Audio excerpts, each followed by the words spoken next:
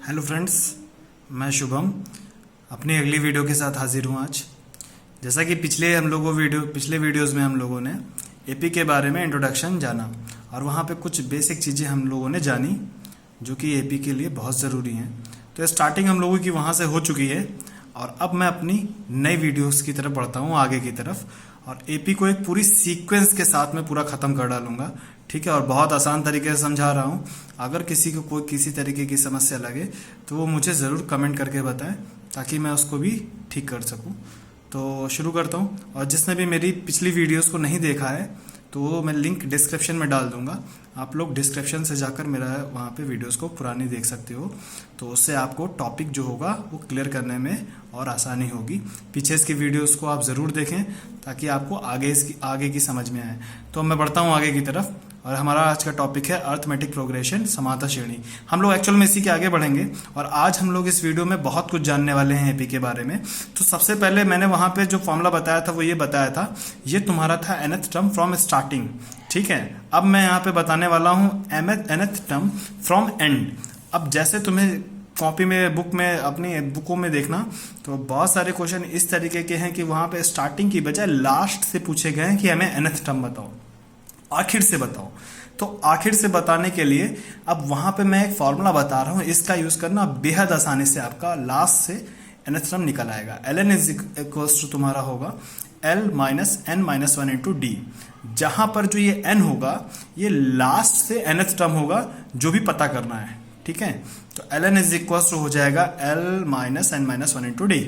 L का मतलब last term, n यानी जिस टर्म का पता करना है, जो भी टर्म हमें जैसे बोलेगा लास्ट से 10th term, 12th term, 5th term, तो वो n की वैल्यू होती चली जाएगी।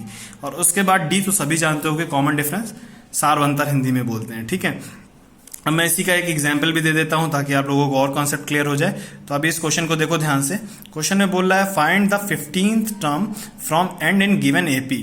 तो अब ये आपको यहाँ पे देखो एक एपी दे रखी है नीचे 2, 6, 10 अप टू 86। हिंदी में अगर इसी को पढ़ें तो हो जाएगा 2, 6, 7 और ये का अंत से 15वां पद बताओ। तो दोनों ही समझ गए होगे। तो स्टार्ट करता हूं क्वेश्चन में। सबसे पहले क्वेश्चन में डेटा नोट कर लो। ए की वैल्यू यानी फर्स्ट टर्म, ए को फर्स्ट टर्म कहते हैं, मैंने पिछली वीडियोस में बताया है अपनी, तो प्लीज लिंक डिस्क्रिप्शन में पड़ा है, आप जरूर वहां देखें तो आपको आगे के कोई प्रॉब्लम नहीं होगी। A is equals to 2, D is equals to second term में पिछला टर्म माइनस कर लेंगे, डी निकल आएगा 4, और एल का मतलब लास्ट टर्म, और एन चूंकि 15th टर्म पता लगाना है तो एन की वैल्यू यहाँ 15 पुट कर देंगे। ठीक है, तो अब आते हैं यहाँ पे और देखना ध्यान से, ये जो एल एन है ये फॉर्मूला लगाया मैंने, डेटा पूरा नोट कर चुका हूँ। L N is equals to हो जाएगा L minus N minus one into D from, ये ध्यान रखना, nth टर्म फ्रॉम लास्ट।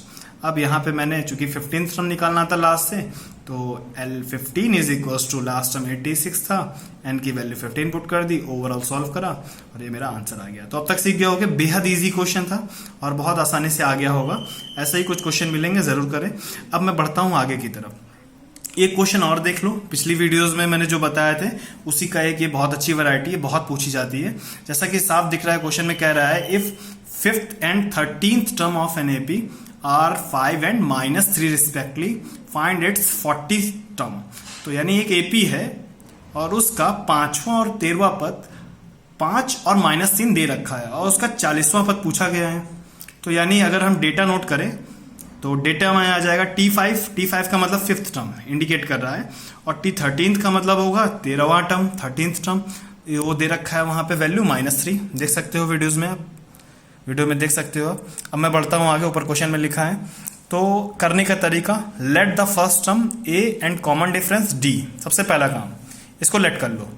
फिर यहाँ पे यानी अगर हिंदी में बोले तो माना पहला पद ए तथा सारवांतर डी है। अब जैसे ही आप ये लेट कर लेंगे तो ध्यान से देखना, मैंने जो पीछे बताया था पिछली वीडियोस में उसी से उठा के आगे चल रहा हूँ। T5 is equal to 5 given है हमें। अब हम T5 की जगह जब फॉर्मूला लगाएंगे ये वाला पहला, Tn is equal to A plus N minus one into D. तो जैसे ही आप यहाँ पे लगाओगे तो यहाँ पे देखो a और n का यहाँ वैल्यू 5 दे रखी, 5th टर्म था तो 5 में एक माइनस कर देंगे तो यहाँ पे 4d आ जाएगा is equal to 5। First equation ये मैंने इस फॉर्मूले का यूज करा है, देख सकते हो आप। अब आगे आते हैं तो ये आपका यहाँ पे देख सकते हो T13 की वैल्यू दे रखी थी, सेम फॉर्मूले का यूज करा, ये यहाँ पे पहुंच गए। तो ये दोनों में आपको देख सकते हो, यहाँ से आपका ये फॉर्मूला निकल आया। ठीक है, अब ये दो जब ऐसे इक्वेशन बना लेना, जैसे ही 2 इक्वेशन बन जाए तो देखो ध्यान से, आपने लीनियर इक्वेशंस पढ़ रखी होंगी 2 वेरिएबल वाली, और उनको सॉल्व करना सीखा होगा। सीधे इक्वेशन फर्स्ट में इक्वेशन सेकंड माइनस कर देना। तो ये देखो मैंने माइनस करा है, a + 4d = 5 और a + 12d = -3। जब माइनस करोगे नीचे वाले के देखो साइन चेंज कर दिए हैं मैंने, तो a से ये कैंसिल हो गया, ये माइनस का हो गया, और जब इनको सब्ट्रैक्ट कर लोगे तो यहाँ आ जाएगा माइनस का 8d, और इसमें जब यहाँ पे -3 का साइन चेंज कर लोगे प्लस का हो जाएगा, तो ये ऐड हो जाएगा, तो -8d = 8 आ जाएगा और d = -1। ये d की वैल्यू किसी भी इक्वेशन में इसमें पुट कर देना, a की वैल्यू निकल आएगी। बढ़ते हैं आगे की तरफ। अब हमारा टॉपिक है यहाँ पर, अगला है sum of n terms an AP. एक एपी है, उसके n टर्म्स का सम निकालना है। तो पहले मैं इसी के लिए आपको फॉर्मूले बता दे रहा हूँ, क्योंकि ये सम वाले क्वेश्चन बहुत ज़्यादा पूछे जाते हैं और काफ़ी ज़्यादा इंपॉर्टेंट टॉपिक है। तो आप पहले फॉर्मूले समझ लो और फिर मैं उसका एग्जाम्पल भी दे दूंगा ताकि आपको कोई प्रॉब्लम ना हो। तो पहला यहाँ पे दे रखा है सम ऑफ n टर्म्स।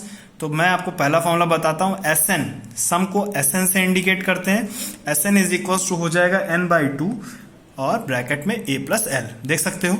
और a की वैल्यू यहाँ पे हो जाएगी, a का मतलब होगा फर्स्ट टर्म, l का मतलब होगा लास्ट टर्म, ये लिखा है l, n का मतलब टोटल नंबर ऑफ टर्म्स जिनका भी सम पता लगाना। ये हमारा पहला फॉर्मूला है। अभी मैं एक और फॉर्मूला बता रहा हूँ, पहला ये समझ गए होंगे सभी लोग। अगर सभी को आ गया हो तो कमेंट बॉक्स में यस टाइप करें। आगे आते हैं। अब अगला फॉर्मूला है Sn = n/2 और ब्रैकेट में a। मैंने केवल वो जो l था ना, चूंकि एक एपी का लास्ट टर्म वही होता है जितने उसमें टर्म हो। अगर n टर्म्स हैं तो nth टर्म जो होगा वही लास्ट होगा। इसको ऐसे समझो, अगर किसी एपी में 10 टर्म है तो लास्ट टर्म ही 10वां होगा। तो अगर n टर्म है तो लास्ट टर्म ही nवां होगा, nth होगा। तो इसीलिए nth टर्म का फॉर्मूला यूज करते हुए l की जगह मैंने यूज कर लिया a + n-1 × d, जो कि पीछे फॉर्मूला बताया है मैंने। तो यहाँ पे l = जैसे ही ये पुट करा, ये देखो यहाँ पे सॉल्व करने पे ये आ गया। यही है हमारा सेकेंड फॉर्मूला।